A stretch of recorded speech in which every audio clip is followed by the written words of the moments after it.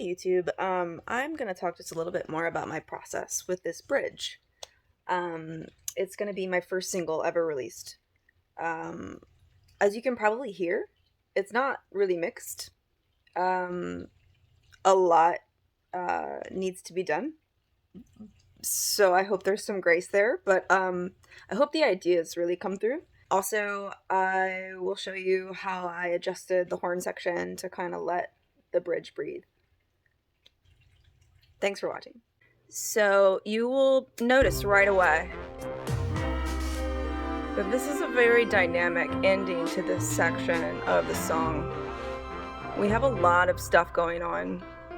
Vocals trail off here, and we have this dynamic staccato ending with the horns, of course. Trumpet, I took compression off of that. It was too much compression.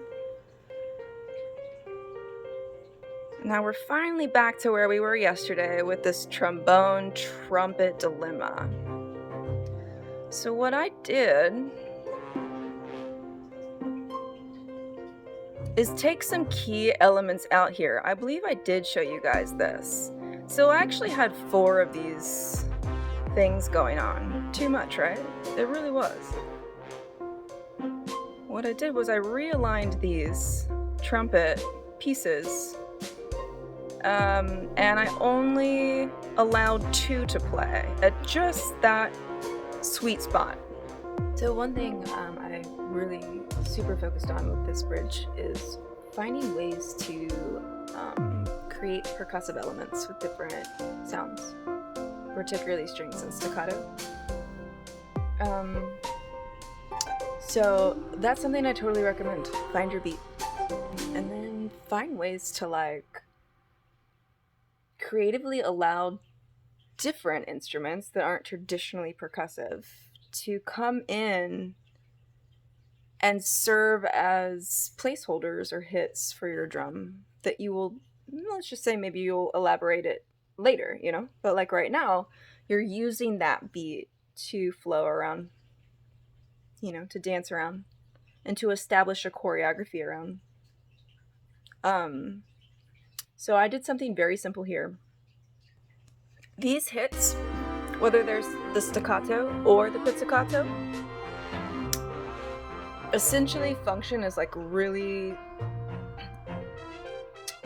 standard kick, snare kick patterns that you'll hear in shuffles, in 3/4 time, stuff like that. I love that feel.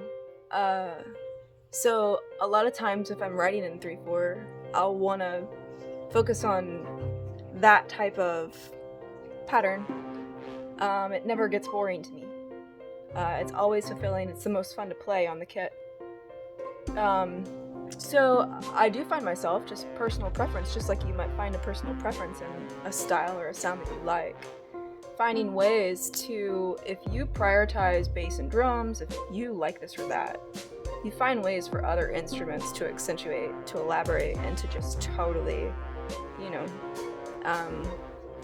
shine according to your taste. So choosing these really simple pizzicato plucks on very specific points in a measure that function if a kit wasn't there or it wasn't about to drop, that those notes and those hits could function as that dance that makes your body want to do that, whether it's coming from a kick drum or a snare or it's coming from, you know, an upright bass and a violin. So I really focused on that. That's what I recommend as far as an exercise if you're new and you want to work on elaborating your 4-bar loop. With the winds, again, I just took stuff out. It was so important to do that. And now the bridge really breathes and the transition's much nicer. I'll just conclude that I'm probably going to add a little bit more pizzicato at the end because now that there's more space, it feels like there needs some type of transition to the transition to the transition to the last part of the song. Just that little extra element to just sort of like mystically, magically carry you on in, and you're just like, whoa, how did I get here? I love that. That was so fun to create. I mean, I hope it lands that way for other people, but it's like, whoa. Which is how I feel every day when I wake up. So, okay.